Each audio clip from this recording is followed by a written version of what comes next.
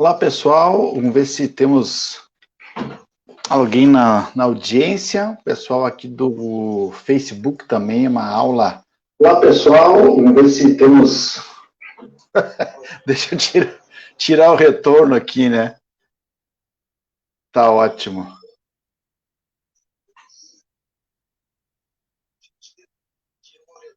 Ainda tem um retorninho aqui no meu computador. Acho que deve ser aqui. Tá. Oi, Caroline, tudo bem? Nós estamos transmitindo aqui pelo Facebook essa aula aberta. A felicidade a partir de um pensador chamado Aristóteles, que fiz algumas leituras, que está aqui também nesse livrinho, A Ética e a Felicidade, que já estamos aí no capítulo 5 ou 6, se eu não me engano, falando sobre essa ideia que nós queremos passar para vocês, é o capítulo 5, A Felicidade para Aristóteles. É um livro de 2017, esse aqui é Fundamentos da Política, 2020, e já está saindo 2021, daqui a 2 meses, mais uma coletânea de artigos, de capítulos aí que a gente fez sobre a democracia no Brasil. Então nós vamos, quem está acompanhando ao vivo aí, pode nos acompanhar, aula aberta, do lado direito aí do meu vídeo, tem um marquezinho ali, que deve ser deixado ali pelo professor Guilherme, mas tudo bem, deixa ele ali quietinho, não vai incomodar a gente. E aula pública, João Vitor, tudo bom? Boa noite, Caroline também.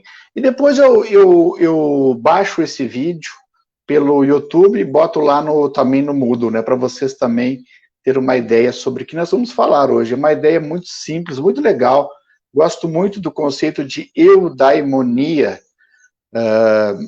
a partir desse pensador, a partir da filosofia.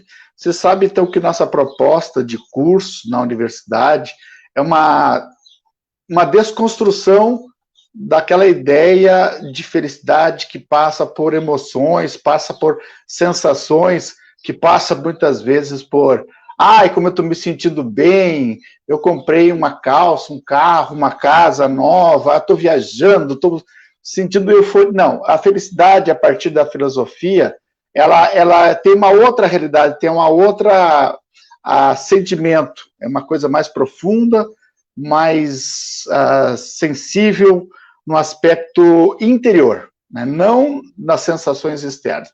Então, muitas vezes a gente está por aí assim, redes sociais, curtir a si mesmo, ou tirar umas férias na praia, vou ir a festas e festivais, vou ficar com os amigos também. Olha, não é um modo como nós sentimos propriamente dito, né, a felicidade.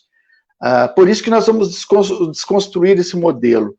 Ela é muito mais um trabalho muito mais de esforço, de ascese, de disciplina interior, para a gente ver realmente o que é essencial para a nossa vida, né? Eu não estou negando de forma alguma e nem os pensadores falam isso, de que nós temos que viver uma vida austera, uma vida difícil, uma vida sofrida. Não, as condições mínimas para a existência humana, todos nós temos que ter. As condições mínimas de dignidade humana. Quando a gente fala em dignidade humana, a gente está falando em alimentação, a gente está falando de vestuário, a gente está falando de um trabalho que a gente possa se realizar nele, a gente está falando também num salário que possa suprir as nossas necessidades. Essa ideia talvez seja uma ideia mais de uma vida mais simples, mas tendo também as condições mínimas para existir. Então, a felicidade, me parece que nós vamos ver hoje, está em fazer a coisa certa, na hora certa, agir bem e viver de uma certa maneira muito bem também. Boa noite, Paola. Tudo bem contigo? Tudo tranquilo. Hoje aqui, segunda-feira, Santa Maria, assim, o clima já diminuiu uns 6, 7 graus. Final de semana foi muito abafado, chegamos aos 36, 37, até 38 graus na região. Hoje deu uma uma pequena chuva no final de semana e amenizou um pouco a temperatura, né? Então está caindo a noite aqui em Santa Maria e com ela assim um arzinho bem legal aqui, tá bom? Então nós vamos começar aí, vocês podem anotar também algumas ideias. A gente não é, vocês sabem disso, que a gente não é maçante aqui, a gente não é demorado na nossa explicação, passa muito rápido, 40, 50 minutos de aula, então eu gostaria que vocês aproveitassem muito bem. E se vocês tivessem aí alguma pergunta, algum debate para fazer no final, a gente poderia fazer, tá bom? Vamos deixando os questionamentos para mim aí. Então eu vou começar na ideia que eu gosto desse pensador chamado Aristóteles. Aristóteles é um pensador antigo, claro, clássico. Ele escreveu diversas obras, escreveu sobre política, escreveu sobre ética, escreveu sobre poesia.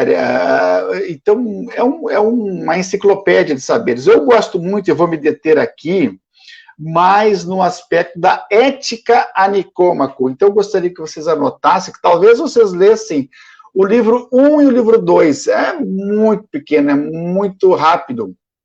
E ali vocês vão perceber a ideia central de Aristóteles sobre o conceito de felicidade. Claro que os gregos não tinham essa compreensão dessa palavra felicidade na época, e eles usavam a palavra eudaimonia. Então seria interessante a gente entender um pouco esse conceito, eudaimonia. Eu sempre é bom. Eu, bom. E daimon é não vou usar essa palavra que é muito deturpada, demônio, né?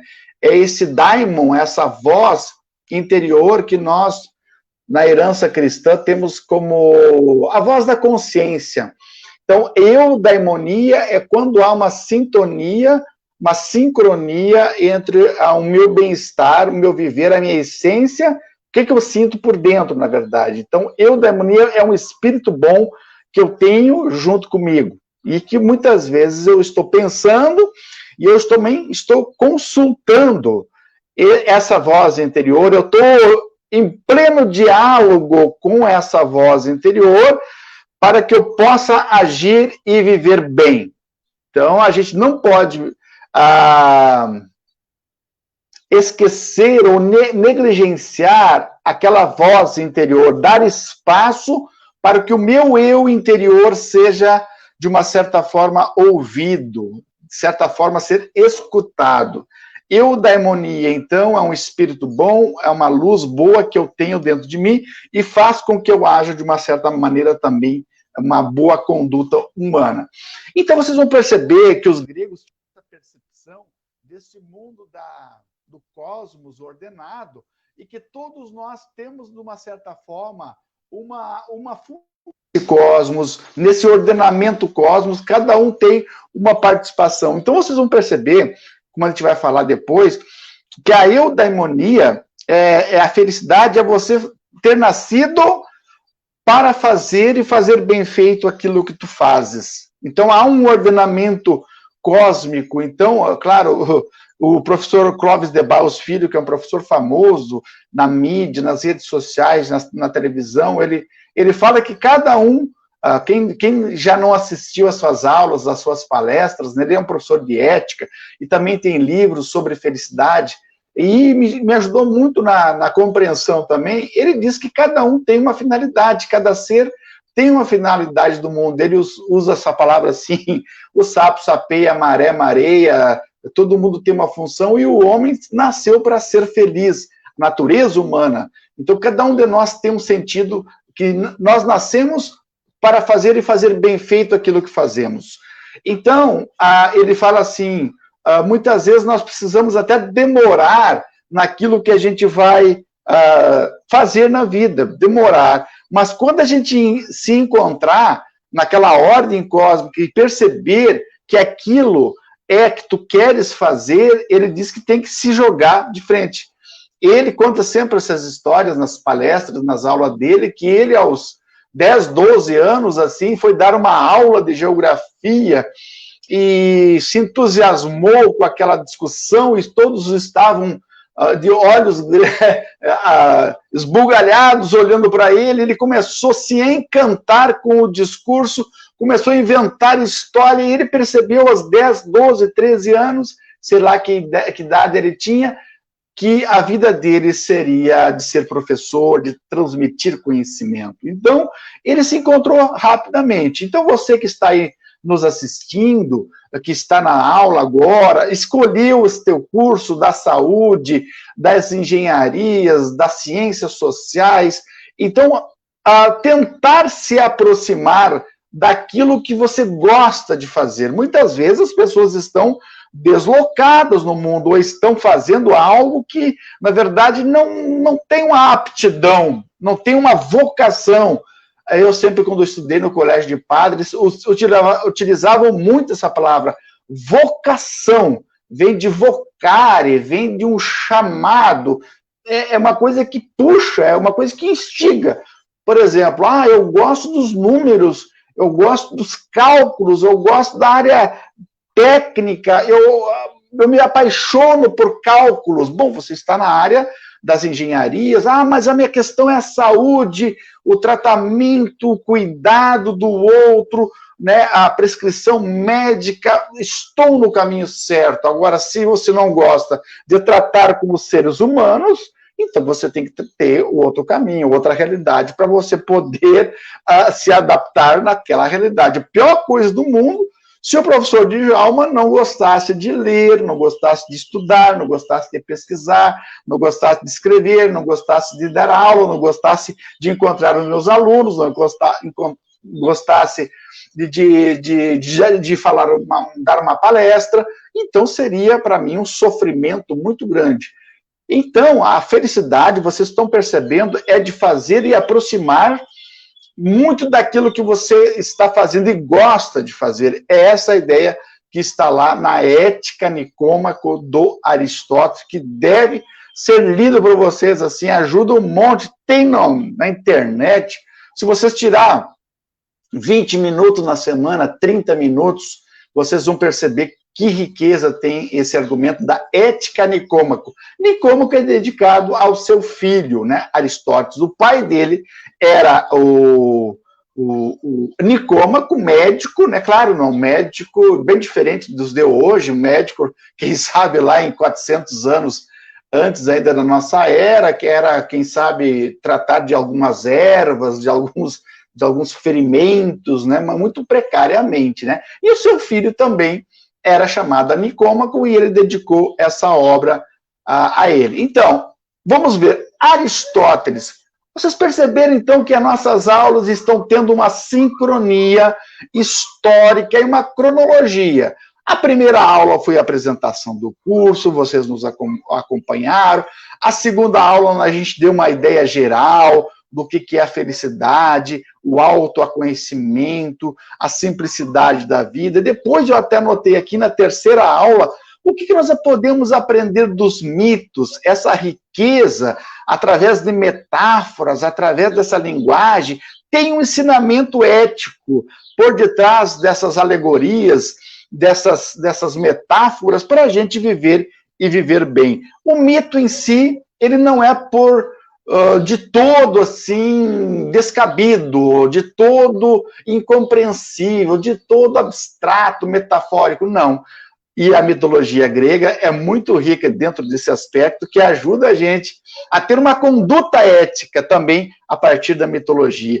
Então, quem nunca leu mitologia grega, valeria a pena compreender, debater, discutir alguns mitos, né, a partir de Hesíodo, a partir do Ulisses, a partir dos historiadores. A mitologia grega é muito rica e vale muito a pena a gente estudar. A aula 5, falamos sobre o autoconhecimento socrático, a partir daquela frase que ele utilizou lá no oráculo de Delfos, que ele fez toda a sua filosofia, o seu modo de vida inspirado no autoconhecimento. E depois, a aula 6, a gente falou também sobre a questão do cuidado de si. O cuidado de si é esse olhar introspectivo, aquela ideia que os gregos tinham muito com eles, essa dinâmica da mente sana, corpo sano, né? Se uma mente é sadia, teu corpo também é sadio. Se a tua reflexão filosófica te ajuda também a viver de uma certa maneira melhor. Por isso que eu gosto muito do conceito de paideia grega, porque tem um livro do Werner Jäger, que é um alemão do século passado, que estudou a paideia grega. Ele fez da sua vida uma dinâmica de compreender o que é significado de paideia. Não é exclusivamente uma pedagogia no entendimento que nós temos hoje, mas a paideia é ter essa educação no sentido integral. Não apenas racional, intelectiva, filosófica, mas também lúdica, também poética, musical, da matemática. Quer dizer, é o ser humano que se forma de corpo e alma. Por isso, a nossa preocupação também na universidade, para os professores, para os alunos, é que nós tenhamos também uma compreensão da totalidade do que é o ser humano, a educação no sentido pleno, de sair da universidade com o conhecimento técnico, instrumental, pragmático das áreas das sociais, das humanas, da saúde, das engenharias, das agrárias, mas sair também um ser humano completo. Olha aqui, que ideia bonita essa, se a gente pudesse resgatar essa ideia da integralidade do conhecimento. Por quê? Porque o tempo de universidade é 4, 5, 6 ou 7 anos, quem sabe, e depois você vai conviver com a sociedade, conviver com os seres humanos. Você vai ter que ter um cuidado de si, cuidado do outro, cuidado da família. Então, essa integralidade de uma sanidade mental, de uma sanidade espiritual e sanidade corporal, tudo integrado. Quando eu digo sanidade espiritual, não é exclusivamente essa sanidade ligada ao religioso, mas tudo em nós é místico, tudo em nós é sagrado. O nosso corpo, a natureza, os astros, o nosso planeta, então tudo, a poesia, a filosofia, a música, quando a gente se aproxima dessas questões, a gente também está se aproximando do sagrado, a gente está se aproximando do místico, do mistério, e parece que o ser humano foi feito também para contemplar esse aspecto. Então é interligado essa dimensão física, mental e espiritual. Oxalá todos nós pudéssemos avançar nesse processo do cuidado de si, do cuidado do outro, do cuidado do planeta como um todo. Perfeito. Essa é a ideia que eu gostaria que vocês anotassem. Então, autoconhecimento, depois nós fomos para o cuidado de si, e falamos também sobre a dimensão do amor. O amor é uma dimensão múltipla, difícil de conceituar, de definir. Quando a gente fala, eu estou amando, qual é a ideia que vem na nossa cabeça? Se é o amor mais paixão, se é o amor mais desejo, eu amo você, você está dizendo que esse amor é um amor mais de alegria, é um amor de amizade.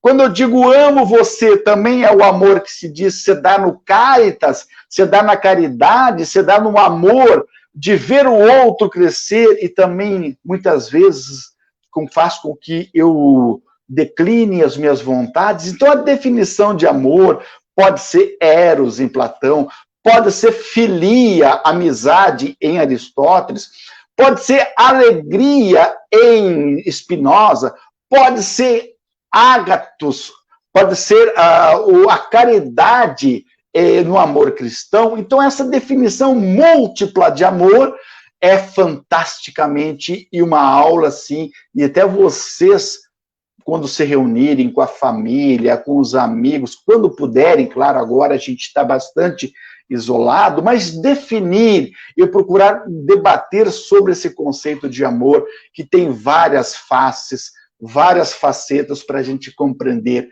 o amor filosófico a partir de Platão, Aristóteles, ágape cristão, alegria, Spinoza. É uma definição ampla, essa definição de amor. E hoje estamos trabalhando o conceito de eudaimonia em Aristóteles. Aristóteles faz parte desse pensamento antigo, clássico, dos pré-socráticos, de Sócrates, Platão e Aristóteles. Todo mundo sabe que Sócrates foi o grande pensador que tinha um discípulo chamado Platão, e o Platão teve um discípulo também chamado Aristóteles. A felicidade para o Sócrates está mais ligada ao conhecimento. Se você conhece, você tem uma vida plena, você tem uma vida ética, você tem uma vida feliz. Então, se você não tem conhecimento, é cabível de engano, é cabível de cometer erros, porque te falta o essencial. A ignoses, ignorância, ignoses. Gnoses, conhecimento. Ignorante age mal porque conhece mal. Então, para Sócrates, o pensamento dele, da filosofia, da felicidade, se dá a partir do conhecimento. Já Platão enxerga na república ideal, naquele Estado sendo administrado, governado por homens sábios, com conhecimento, com filosofia, essa cidade justa, administrada por homens que têm paideia, que têm essa formação integral. Qual é o ser humano virtuoso que eles chamavam de Kalos Agathos? O homem bom, o homem belo, que é capaz de administrar a república ideal de Platão de uma forma justa. Então, a justiça, para os gregos, é dar a cada um aquilo que lhe compete por direito, a sua parte, o que é justo. Então, Platão também vê no Filebe uma combinação entre prazer e sabedoria. Já em Aristóteles, nós vamos perceber que a razão ou contemplação condiz com a felicidade. E veremos na aula seguinte que os pirônicos, o Piro, né, os céticos, para ele a felicidade é ficar indiferente. Veremos com Epicuro que a felicidade é o desejo, é o prazer, mas não os prazeres que nós estamos acostumados a perceber e presenciar. Quando a gente fala o verdadeiro prazer, não está ligado para o epicurismo, a uma confusão que até tem bebidas Epicuro, motéis Epicuro, dizendo que Epicuro ele se baseava exclusivamente no prazer da comida, da bebida. Não necessariamente, não é esse tipo de prazer que dá sustentação à filosofia epicurista. Epicurismo se dá no verdadeiro prazer, por exemplo, que pode ser no prazer de uma amizade, no prazer de uma leitura, de uma obra que você gostou, ou num filme, ou numa série. A felicidade, o prazer, ela pode se dar em muitos, ou numa música que você ouve, ou você até dedilha no seu violão. Quem de nós, todos nós, de uma certa forma, já aprendemos a tocar violão. Eu arranho aqui, eu gosto muito do instrumento contrabaixo. O contrabaixo, para mim, é uma terapia, porque quando eu estou cansado das minhas leituras, das minhas pesquisas, assim, eu pego o contrabaixo e acompanho uma música assim, e me acho um astro, assim, sabe, solitário, sendo aplaudido. Meu sonho de criança era tocar numa banda, né? Então é um sonho, né, tocar, mas para mim distrai. E isso também pode ser um prazer, tocar um instrumento, jogar, uma diversão que você tem, também pode ser um verdadeiro prazer. E os estoicos é o esforço, a felicidade está na virtude, a felicidade está de suprir os sofrimentos, os obstáculos que você tem na vida. Então, como diz Euclides da Cunha, lá nos Sertões, a obra fantástica da epopeia brasileira, diz: e os sertanejos, né, enfrentaram estoicamente, né, os militares, a primeira expedição, a segunda expedição, a terceira. Teve que gente do sul para derrotar os chamados jagunços, né, lá do interior da Bahia. Então, enfrentaram estoicamente, enfrentar a vida com dedicação, com esforço, com coragem, né? É um pouco aquilo que nos falta hoje em dia, eu percebo, pela educação que nós pais estamos passando para os nossos filhos, nós estamos na ânsia de protegê-los do mundo, estamos criando pessoas frágeis no enfrentamento das dificuldades da vida, né? Meu pai e minha mãe me deram o necessário da comida, do vestuário, e diziam, olha, o mundo está aí, em frente. Então eu vejo hoje pela própria minha filha, né? Aí é por aqui, é muita preocupação e ela tem dificuldade de enfrentar a realidade. Por isso que eu digo para os meus professores dela que, olha, frustrem a vida dessa criança, porque a vida, essencialmente, é 95% frustrações, melancolias, dores, sofrimento. Então nós devemos estar preparados também para enfrentar as perdas, as derrotas, a morte, a saudade. Isso tudo também é contingente. Eu estava lendo na rede social ontem ou hoje que os pais foram viajar com uma filha de 2 anos e a filha no avião relutou em botar a máscara. Olha aí, 2 anos eu fiquei pensando, olha a autoridade desse pai, dessa mãe, de dizer, bota essa máscara, dá uma olhada. Relutou e a criança não quis, sabe o que tiveram que fazer? Pegar o casal e tirar do avião, porque a criança relutou em usar a máscara. Então eu vejo muito pai bananão,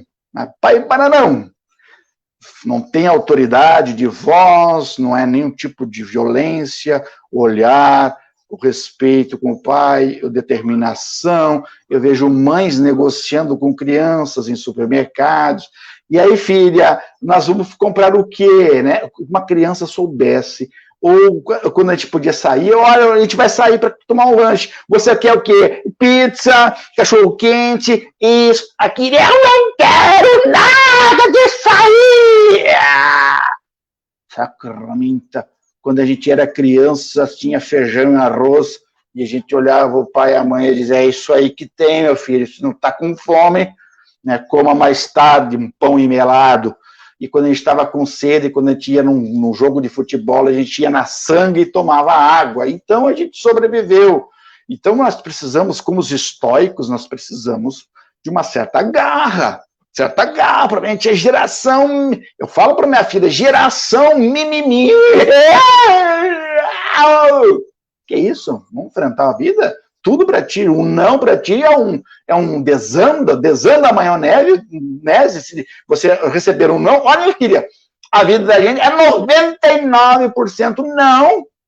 E quando alguém diz um sim para a gente fica bem faceiro que a gente conseguiu uma coisa. Mas a vida é frustração, a vida é derrota, e nós temos que, estoicamente, felicidade para eles, o que é virtude de enfrentar, e virtude de enfrentar as dores. Minha mulher foi embora com o primeiro brigadiano por causa do cacetete, do revólver que ela enxergou. Olha, isso aí, os estoicos diziam, azar é dela, perdeu a oportunidade, vá, né, e sinta-se bem no prazer do cacetete, ou do cinturão do bombeiro, né, as fantasias que nós temos. Mas os estoicos vão dizer, isso já estava para acontecer, e aconteceu, e nós vamos enfrentar, porque a vida continua, tem coisas que eu consigo mudar, que faz parte da minha determinação, daquilo que está ao meu alcance, tem coisas que não estão ao meu alcance, tudo está pré-determinado, mas nós teremos uma aula bem legal sobre os estoicos. Que bom falar, né? Que bom falar e dá uma sensação de falar com as paredes. E eu sempre vou cantar aquela música para falar, eu agora ando falando com as paredes. O que Isabel diz aqui? Como compreender a perda, sendo que somos seres finitos e perdidos a cada agora? Isabel, isso não é hora de filosofar muito, é muito cedo ainda. Pergunta profunda, vamos ver, vamos pensar aqui, Isabel. Como compreender a perda, sendo que somos seres finitos e perdidos a cada agora. Ah, mas essa frase eu vou ter que anotar aqui, Isabel, depois nos comentários e pensar sobre ela. O professor não sabe tudo, né? Como compreender a perda? Nós estamos perdendo, né? Sim, somos seres finitos, perdemos a cada dia e perdidos a cada agora. Porque o agora, quando tu diz agora, esse agora já se transforma em algo que passou, né? Mas o importante é que com essas perdas da nossa existência, a gente vai, talvez, ficando com aquilo que seja mais essencial, na mais essência das coisas. Você sabe o que é uma madeira que tenha o cerne, a essência que é dura? Talvez, quando nós perdemos algo que para nós era muito importante, talvez aquilo não era importante, mas também não era importante. Talvez a gente deveria superar. Por exemplo, na nossa existência, quantas perdas tivemos de seres humanos, até que nos apaixonamos, acreditamos nessa pessoa, mas depois a gente percebeu que não deu, não aproximou mais, a gente acaba perdendo, ou amigos, né?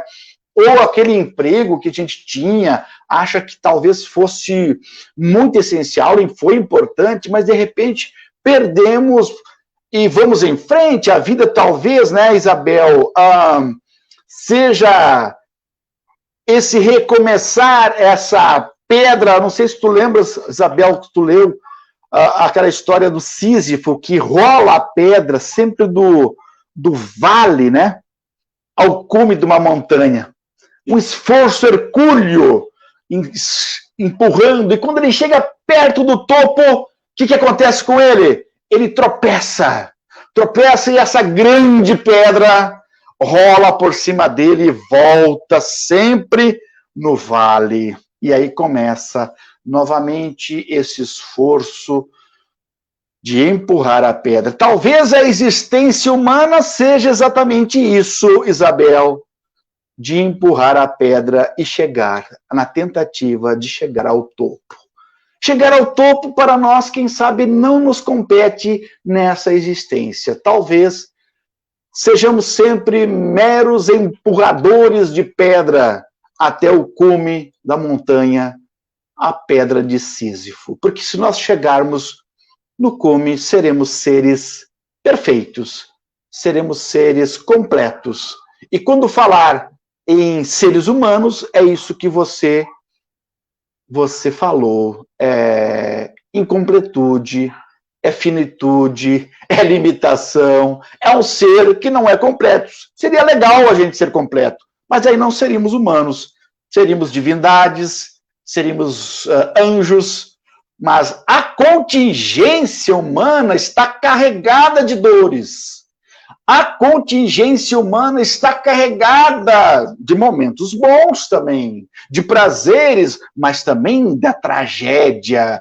A convivência, a contingência humana requer de nós também sabedoria de administrar aquilo que nós achamos que não vai nos ajudar, mas acaba ajudando. João Vitor, talvez seja necessária a percepção dessa impermanência das coisas de Heráclito ao budismo. Fantástico, João Vitor, fantástico. Por quê? Porque Heráclito, esse pensador grego, ele exatamente percebeu que há mudanças. É a famosa aquela frase que todos nós já estudamos, lemos já, filosofia, que ninguém consegue atravessar um rio por duas vezes, porque as águas na ida são umas, e na volta já serão outras. Então, para Heráclito, é o devir, é o vir a ser, é a transformação do mundo, diferentemente de Parmênides, que acha que tudo está em permanência, em imutabilidade. Então, claro, o mundo está se transformando, o mundo é movimento, e o budismo também, exatamente dá essa conotação da perda, dá essa conotação da transformação, da purificação do ser humano para ficar. Porque a filosofia oriental ela é fantástica nesse aspecto de criar também, através de uma meditação, através de uma reflexão, um verdadeiro o ser humano essencial naquilo que é realmente importante. Isabel, querida, chegar ao topo equivalente a uma ilusão óptica, sim, porque quem é que você consegue perceber que chegou ao topo? Como seres humanos, ao topo você pode chegar na tua carreira, alcançar um prestígio, um reconhecimento, mas humanamente falando, nós não chegamos ao topo, né? Interessante pensar na evolução humana com base na perda do ser humano. Isso, Isabel, perder é ganhar. E nós, claro, com todo o nosso egocentrismo, com toda a nossa vaidade, talvez contra a nossa vontade, a gente não quer perder. Perder alguém que a gente ama, perder alguém que você dedicou o esforço da tua vida, perder alguém que você tem um carinho imenso, né? Para você, eu particularmente, quando eu tinha a minha mãe. A minha mãe é uma das maiores heroínas, mas quem de nós não ama a sua mãe como uma heroína, uma pessoa que deu a vida para a gente, mas além disso, é mãe, é construção. Eu disse, jamais eu poderia viver sem a presença da minha mãe, nem que fosse com os seus resmungos, as suas xingadas. Eu precisava dela. E um dia ela me faltou. E eu disse, talvez a viagem mais difícil foi quando me avisaram que minha mãe tinha faltado, de encontrar ela sem vida. Talvez a viagem mais distante da minha vida foi essas 2h30 que eu demorei para chegar e encontrar o corpo dela desfalecido. Dói em nós, dói porque é um empreendimento de afeto, uma ligação de carinho, mas também a gente começa a perceber que a doença é educativa, né, que a gente aprende também com a doença dos nossos familiares, com a morte a gente aprende, o mundo é dolorido, é altamente dolorido, mas essas perdas fazem parte do nosso amadurecimento como pessoa. É difícil tremendamente. Fábio, querido, o que Aristóteles pensava sobre estoicismo e epicurismo? Fábio, como nós vamos ver aqui, o estoicismo e o epicurismo são escolas filosóficas posteriores a Sócrates, Platão e Aristóteles. Vocês vão perceber que Sócrates, Platão e Aristóteles são mais ontológicos, para a origem do ser, mas essas escolas filosóficas, Fábio, elas são mais, num cunho mais de como eu vou viver melhor para viver bem. Então, a pergunta dos estoicos, dos epicuristas, dos céticos, dos cínicos, dos neoplatônicos, é sempre assim, qual é a melhor conduta humana para mim ser feliz? Então, essa preocupação que nós vamos ver agora em 1 ou 2 aulas para frente, é um ensinamento bem legal assim, mas mais ligado a uma praticidade, porque o homem grego já não tem mais a polis, a vida boa, estava lá em Platão, em Aristóteles, em Sócrates, mas quando vem essas escolas filosóficas, já não existe mais a polis absorvendo, garantindo a qualidade, a felicidade desse ser humano. Então eles mudam agora, nós temos que se virar por nossa própria conta e risco, diz os estoicos, os epicuristas, os céticos, né? Então, nós vamos ver que, então, Aristóteles não pensa essas escolas, porque ele é anterior. É depois, com o final da escola filosófica do Aristóteles, o Liceu, que vão aparecer as outras escolas de liderança desses pensadores. Perfeito? Joia, joia, joia. Bom, a biografia do Aristóteles, vocês já leram ali, ele é um estagira, ele não é um grego de natureza, estudou na escola de Platão, teve a herança ali, o Aristóteles, ele nasceu 15 anos depois da morte de Sócrates e recebeu toda a informação filosófica de Platão, com a teoria das ideias inatas, da teoria das formas filosóficas que estão na mente humana, como Platão, mas Aristóteles vai inverter o seu mestre, dizendo, não, é essa a realidade. Lembra aquela escola de Atenas, pintada por Rafael Sanzio, 1510, é uma pintura renascentista que está o Platão, muito velho, né? Apontando para um mundo das ideias, um mundo ideal, um mundo da razão, e o Aristóteles dizendo, não, é a ética, é esse mundo. Então, há uma contraposição desses dois pensadores, perfeito? A ética aristotélica. Aristóteles defendia que os humanos deveriam ter a ética como uma atitude permanente, um senso de prática no dia a dia, levar uma vida honrada. Por que eu falo isso e é importante? Porque Aristóteles acreditava que o ser humano vai se construindo a partir de relações, porque ele defendia as relações sociais. É dele a famosa frase, o homem, né, o ser humano é um zoon politikon por natureza, a gente é um animal social e político, e então ele defende que todos nós temos que ter essa ética, essa conduta, como uma atitude permanente para a gente se formar humano. Como é que você faz isso? Pela prática do dia a dia. Como é que você vai se tornar um ser humano virtuoso, Carlos Ágatos, bom e belo? Com a prática. Dizer, pense comigo, como é que você vai se tornar um bom engenheiro, um bom médico, uma boa médica, um bom cientista social, um bom agrônomo? É praticando, é estudando, é lendo livros, é fazendo testes, é escrevendo, é pesquisando. 1 ano, 2 anos, 3 anos, 4 anos, 5 anos. Aliás, até na internet veio um cara da medicina, um menino assim, cheio de prova desse tamanho e uma pilha desse tamanho de livros. E eu vou dizer assim, não é apenas o pessoal da saúde, né? Nós, das sociais, também é livros, é xerox desse tamanho, né? Eu doei todos os meus livros um dia, eu fui na universidade, botei no corredor assim, e doei, né? E agora a gente tem mais livros online, que a gente tem 4, 5 mil livros aqui esperando a leitura, nós teríamos que ter umas 2 ou 3 vidas para estudar, para ler tudo, mas temos uma e a vida já está indo para o seu final.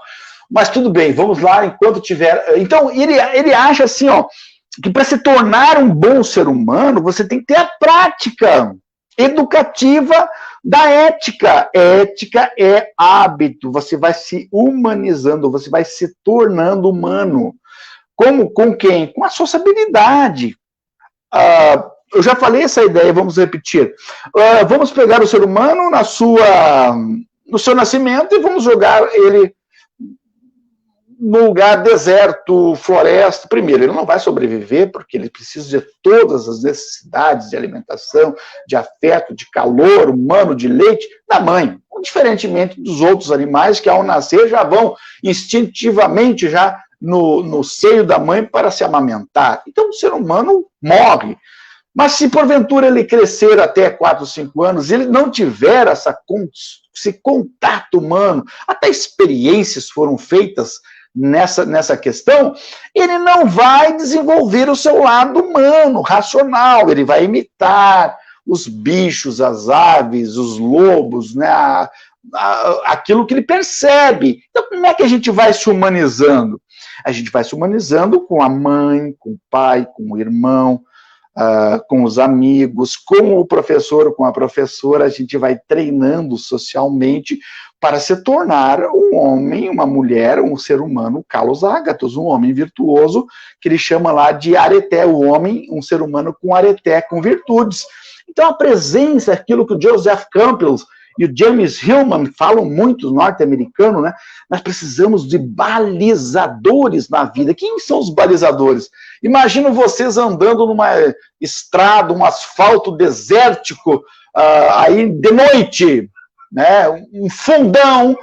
Quem é que vai orientar vocês? São os balizadores, são os olhos de gato, são aquelas luminárias. Para a nossa vida também, nós teremos que ter balizadores que vão nos orientando, que vão nos colocando no caminho da virtude, no caminho do senso prático da vida, de uma vida honrada. Síntese da filosofia aristotélica. Perfeito? Estão aí? Fábio, Isabel, João, Isabel Missal. Viu? Vamos lá, estamos quase terminando. Aristóteles é fundador, então, da ética. Ética vem de ethos, que é modo de vida.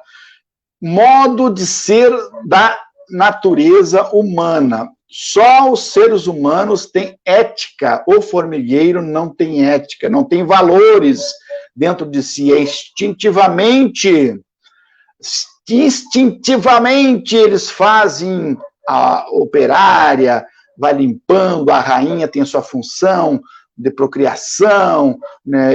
Então, eles têm ou uma colmeia de abelha operária que produz, que vai coletar o néctar, a rainha que reproduz. Nós temos ética, nós temos esse senso de convivência humana. Para isso, são modos, são costumes que nós criamos para viver e viver bem. Essa é a função. Só viveremos bem se tivermos valores que nos orientam. Uma sociedade que não tem valores, uma sociedade que não tem balizadores, a gente não sabe mais. O relativismo ético é muito presente hoje. O que é relativismo? Cada um faz a sua ética. Cada um faz a sua ética. Por isso que mentir nas redes sociais, fake news, é uma ética. Tem gente que venceu eleições com fake news, com mentiras. Tem canais no YouTube que chegaram a milhões a partir de mentiras. O Dilema das Redes é um documentário que vocês têm que assistir para perceber quem está por detrás, determinando e ganhando em cima disso. Então, veja bem, ética são valores que orientam a conduta humana e são valores universais. Então, para Aristóteles, a política é mais no âmbito comunitário e a ética é mais no âmbito individual. É nessa vida da polis, da política, que se desenvolvem as virtudes e tornam as pessoas melhores, fazendo sempre a coisa certa. Então, a política entendida pelos antigos não é a política entendida pela minha família, utilizando instituições do Estado para defender os meus filhos. Nada disso. Política é bem comum. Política é o bem de todos. Política é aquilo que faz com que a comunidade seja melhor, tomando decisões para que a cidade seja melhor. Vida comunitária. Para isso, nós precisamos treinar e precisamos de hábito. Nos tornar humano. Olha, talvez isso seja um dos grandes desafios, que a gente percebe que ainda tem pessoas que não se tornaram humanos, estão na fase do Neanderthals, aqueles que antes dos racionais, do homem sapiens sapiens existiram e são ainda selvagens. Nós só nos humanizamos pela racionalidade, pela cultura, pela cidadania, pelo pensamento de pertencimento a uma nação. Quando é que nós seremos o Brasil que nós queremos almejar, com uma cultura, com uma racionalidade, com pessoas éticas, com moral, para nos administrar? Como seremos? Quem é o Congresso Nacional, a não ser o reflexo da própria sociedade, que nós elegemos pessoas assim? Então, a ética discute, então, como agir da melhor forma na sociedade, sempre agindo de forma boa. O objetivo de Aristóteles é buscar esse ser humano ótimo, esse ser humano perfeito, esse ser humano com areté, com virtude, a excelência de caráter. Esse é o fim também do ser humano, que se chama de felicidade. Porque o ser humano com caráter, ele é feliz. O ser humano com ética, ele é feliz, porque tem a percepção do coletivo, percepção do todo. A ética é também considerada uma forma de política, porque deseja coisas boas, deseja as coisas úteis. E na medida que o verdadeiro político é o que deseja transformar os seus concidadãos em agente de bem, para isso deve estudar as virtudes. Olha, estamos muito longe. Infelizmente, estamos longe. Virtudes essas são morais, virtudes também intelectuais, por isso que eu digo, pessoas que não estudam, que não lê, dificilmente vocês vão encontrar pessoas que conseguem. Claro, não estou dizendo que as pessoas que não tiveram essa educação bancária, intelectual, não sejam sábias, mas terão dificuldades também de compreender a realidade. Por isso, nós estamos numa realidade de nação, de Brasil, que não consegue ler um livro por ano. E uma sociedade que não lê um livro por ano, não dá para esperar muita coisa. Essencialmente analfabetos funcionais, que desenham seus nomes, que soletram algumas palavras, que não conseguem ler um parágrafo e discernir o que está escrito. Dissertar para a Unesco, alfabetizado é a pessoa que consegue ler um artigo de jornal e consegue dissertar 370 palavras no mínimo. Escrever aquilo que entendeu. Estamos muito longe. Então, é praticando o hábito, a virtude, é que nos tornamos virtuosos. Tornamos-nos justos não pelo conhecimento da justiça, mas pela prática da justiça. Conhecer e também praticar a justiça é de dar a todos aquilo que cada um tem direito. Não é a discussão ou a visão filosófica que conduz por si a virtude, mas também a prática de uma vida que leva a nos tornarmos mais humanos. Nenhum doente se cura por concordar com seu médico sem lhe cumprir as receitas. Então eu vou no médico, fazer uma consulta, o médico te atende, olha, você tem esse problema, tal. O medicamento A, B e C, ele foi testado para que possa melhorar. E então eu volto para casa e não compro o remédio, não faço nada daquilo que o médico me prescreveu, então não adianta, não vou me tornar uma pessoa melhor. Perfeito? Olha aí. Tem alguma pergunta? Cleide Schirmer, boa noite, professor. Cleide, você é aluna nossa, Cleide? Aqui está misturado. Seguimos aqui, a Isabel. Vamos ver aqui. Aristóteles, o primeiro de tratar ética como usamos hoje. Ética são normas, princípios que regem as ações humanas. Esse livro ele dedicou ao seu filho, e o livro 1 é dedicado à felicidade. Para Aristóteles, a felicidade é a busca final, e a finalidade do ser humano é ser feliz, é ser eudaimônico. E felicidade para Aristóteles não é apenas essas emoções, essas sensações que a gente tem no dia a dia. A felicidade, diz Aristóteles na Ética Nicômaco, assim como uma andorinha sozinha não faz verão, Aristóteles diz que um dia e momentos de felicidade não podem ser considerados felicidades. Felicidade é uma construção de uma vida toda, de uma existência toda. Por isso, o Solon, que era um legislador, ele dizia que você pode perceber se a pessoa foi realmente feliz só após a sua morte. Porque é uma vida toda que a gente vai avaliar. Fulano, Beltrano teve uma vida serena, tranquila e teve uma vida feliz. Porque enquanto ainda nós existirmos, poderemos ser acometidos de infortúnios, né, de males, de erros, de morte, de dor, de doenças que podem nos atacar. Mas mesmo assim ainda continuaremos, né, nessa busca de nos tornarmos cada vez mais humanos. Então, por isso, felicidade é uma construção, não é subjetiva. Tem gente que diz, professor, felicidade é uma questão subjetiva, de cada um... Não, errado. Não é uma questão subjetiva.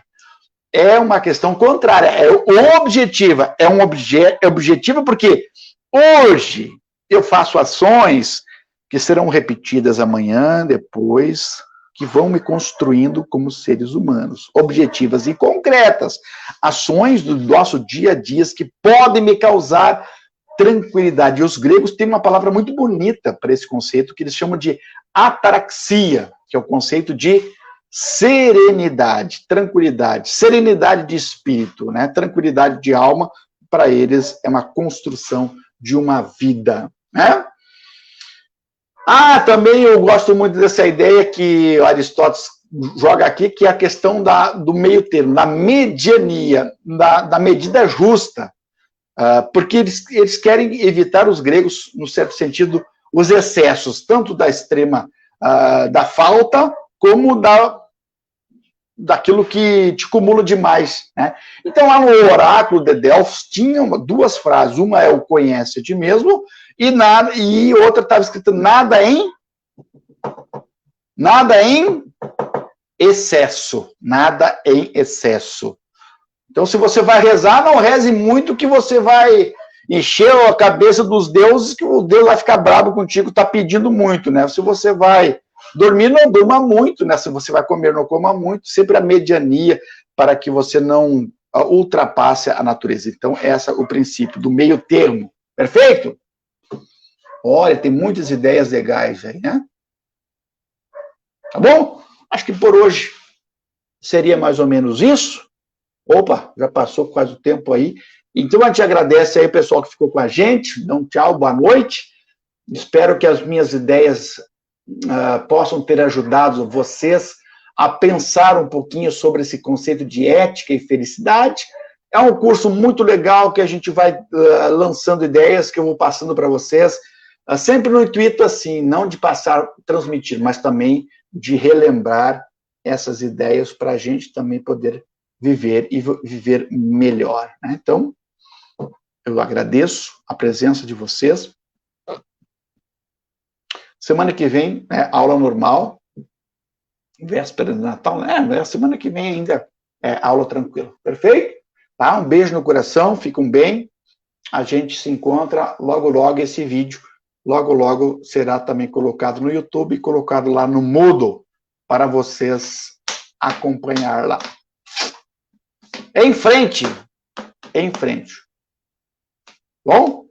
Boa noite. Obrigado. Paola, muito obrigado pela aula, professor. Boa noite. Adoro esse momento da semana. Paola, eu também adoro muito. Sabe que essa disciplina, assim, para mim, ela é de um prazer muito grande. Eu, quando acordo segunda-feira, eu lembro dessa disciplina, eu lembro do contato que eu tenho com vocês, jovens. Pena mesmo, assim, que a gente, claro, é um momento difícil, que a gente não tem esse contato, a gente levava violão na aula, a gente cantava, a gente fazia um monte de coisa, assim, mas é aquilo que a gente pode fazer agora, né? É um momento difícil, diferente, e temos ainda os mecanismos aqui da internet, né, que possam nos ajudar a nos aproximar. É o momento que temos, a gente tem que ter compreensão sobre isso, né? Não é uma vontade nem de vocês, nem minha, nem do reitor, nem do prefeito, nem do governador, nem do presidente. É uma realidade que o mundo está passando isso, então nós temos que ter calma, paciência, que a gente vai, quem sabe logo aí já teremos uma vacina. Vamos dizer o seguinte, quem não está querendo se vacinar porque preza pela liberdade, então não se vacine, né? É muito simples. Tem aqueles que querem, que acreditam na ciência, se vacinam. Aqueles que são contrários, não precisam se vacinar. Depois também não vão nos leitos dos hospitais aí para morrerem, né? Deixa para aqueles que pelo menos acreditaram que a ciência pode salvar alguma coisa, tá bom? Boa noite, boa noite, boa noite, boa noite, Isabel, Paola, Bibiana. Valeu, professora, até segunda. Valeu, Bibiana, um beijo no coração. Fiquem bem, tá? Me despeço por aqui.